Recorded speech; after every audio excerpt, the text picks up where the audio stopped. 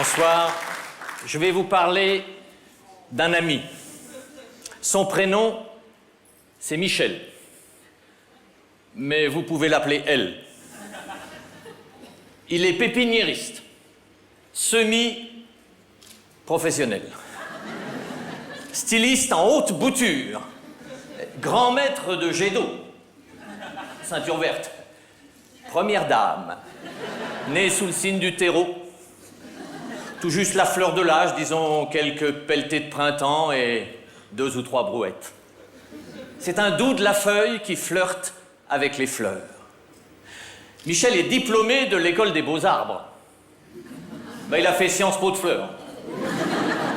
Il a même fait l'ENA, l'école de naturisme et d'arboriculture. Chez lui, ça prolifère. C'est un herbier sans nom. Il vit avec délice. À chaque bouton de rose qui s'ouvre, il fait une fête. Il dit qu'une nouvelle rose, c'est une maison éclose, alors il faut pendre la trémière. Ses voisins grosses légumes l'appellent Interflora. La reine du sécateur, la calasse du râteau. Mademoiselle chante la pelouse. Oh, tout ça parce qu'il dépote. Il n'est pas dans le sillon. Dans son jardin secret, il y a de l'amour. Partout, ça pousse comme du chien-dent. Mais voilà, de l'amour sans clôture ni cordeau. Pas question de s'aligner, de traverser dans les clous. Même dans les clous de girofle. Michel aime les arbres. Il est très futé. Les joncs comme les érables, les hêtres en général, il cueille à plein bouquet le plaisir des essences. Il n'est pas insensible au charme et au boulot. Mais ça ne date pas d'hier, Michel, il ne s'en cache pas, a un faible pour les ormes. Oh, il n'est pas sectaire, il aime aussi les fans de pommes de terre, de radis, de carottes. Il paraît même qu'en douce, il cultive l'ananas.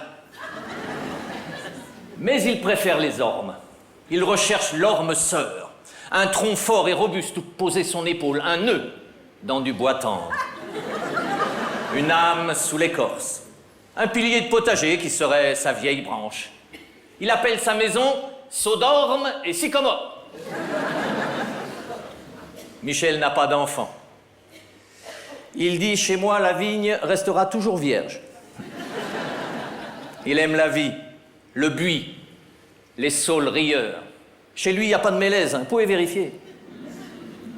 Seulement, faut pas le chercher. Lui titiller le surgeon. Piétiner ses plates-bandes comme quand les espaces verts ont sonné au portail. De cactus engraissés à l'acide phosphorique, catho et hormophobe jusqu'au bout des épines. Les enflures ont voulu lui racheter ses péchés. Mais il se les garde, ses péchés. Ses pavots, son absinthe et ses pensées sauvages. Il hait l'hormophobie. Alors les cubénis, les jardiniers intégristes, là, les bornés du gazon, ça fleurit pas chez eux. Oh, il les a insultés, traités de cognaciers, de grumes de fromager, résidus de résineux, glycine municipale, ersatz de camphre, et même bonsaï de baobab. Et puis Michel oublie, il cultive l'encolie, pas la mélancolie. Parfois, comme vous et moi, il lui prend des envies. Envie d'épicéa ou de cacaoyer. Alors tout au fond de son jardin, il a un coin secret, une serre exotique, la cabane du bêcheur. Et là, droit sur son trône, il met ses rêves en pot et ses tripes en compost. Il mitonne du fumier. Et avec son fumier, au nez à la barbe des coincés du quartier, il fera pousser des mangues, des myrtes, des arachides et des fruits de la passion. Les soirs de pleine lune, Michel pète un bourgeon. Il sent la sève qui monte.